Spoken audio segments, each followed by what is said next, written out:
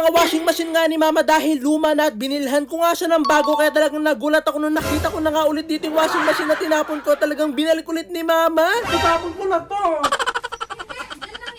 Ha? Kung hindi ko pa nga nabasa nga sa comment section na nahagip nga ng video ko nga itong washing machine nga ni mama na tinapon ko dahil luma na nga, hindi ko pa malalaman na binalik na naman nga ni mama to.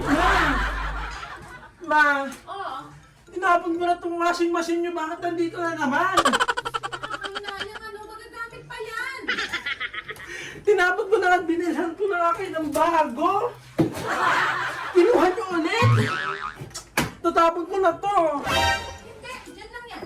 Ha? Magagamit pa namin yan. Hindi ko na ito tatapon. Eh, luma na eh. Ako, sayang.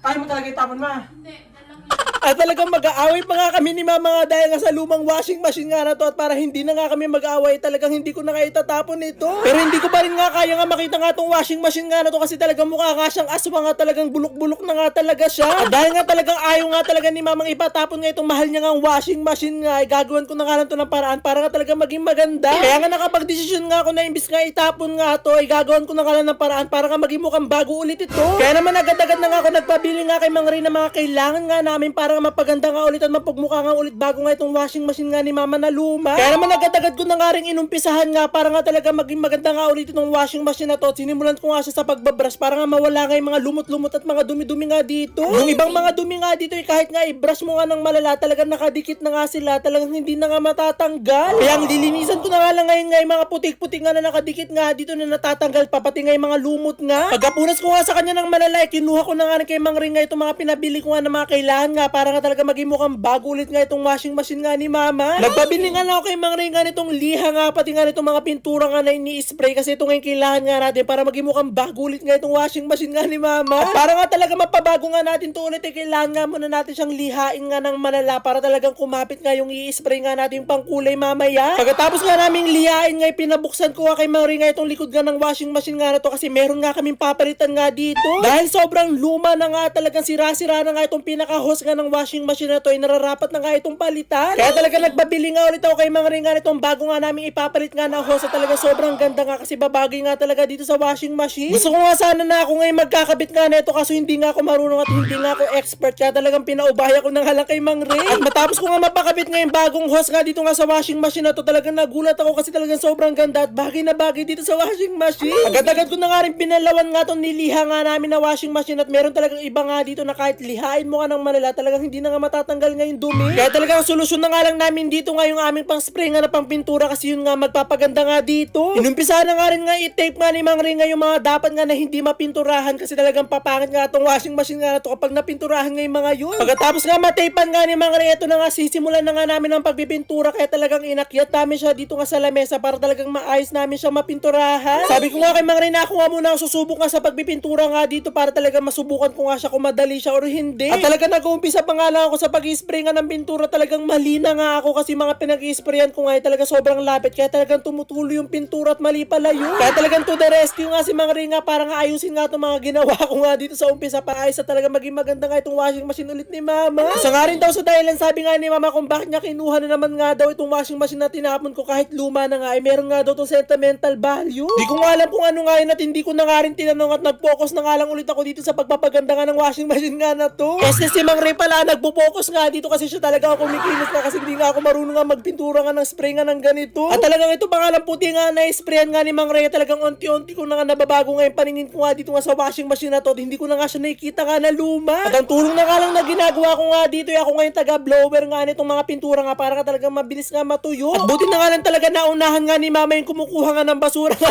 namin dito kasi kung nauna nga yun talaga magbababay na nga siya dito sa washing machine na to. Kaya buti na nga lang talaga naibalik nga to ni mama, talaga mapapaganda ko pa nga siya at mawawala na nga yung pagkaluma niya. At ito na nga nung pinipinturahan na nga ni Mang Ray nga yung baba, tinignan ko nga sa malayo, talagang nagulat ako kasi talagang ang ganda-ganda niya na nga. At talagang nawala na nga yung dati niya nga itsura nga na mukhang aswang nga, talagang unti-unti na nga siya nagiging diwata. Diyosa. Akala ko nga talaga ayun na nga yun, pero nung pininturahan nga ni Mang Ray nga itong likod, talagang lalo ako nagandahan kasi talagang nagmukha nga bago. At talagang hindi mo na nga makikilala nga itong washing machine nga na ito na tinapon ko nga ng una kasi iba na nga yung itsura niya at mukha na nga siyang brand new. At after nga mahaba nga namin ng pagre-retouch nga dito nga sa aming washing machine nga na mukhang aswang nga dati, ito na nga siya, talaga sobrang ganda niya na nga. Pinapaypayan ko na nga itong washing machine nga na to para matuyo na nga yung mga pinaglalagay nga namin pintura nga dito at parang madala na namin siya dun sa labahan namin. O diba, parang nagpasalon nga lang itong washing machine nga na to kasi talagang maganda na nga siya, talagang fresh na fresh. Para nga talaga makita nyo nga yung pinagbago nga, ipapakita ko nga sa inyo yung dati niya nga itsura at ito nga yung itsura niya nga dati at ito naman nga yung ngayon. At ang moral lesson nga dito na nakuha ko sa ginawa ko nga, dapat nga itignan muna natin nga yung mga bagay-bagay nga bago nga natin siya itapon kasi baka pwede pa nga talaga yun ayusin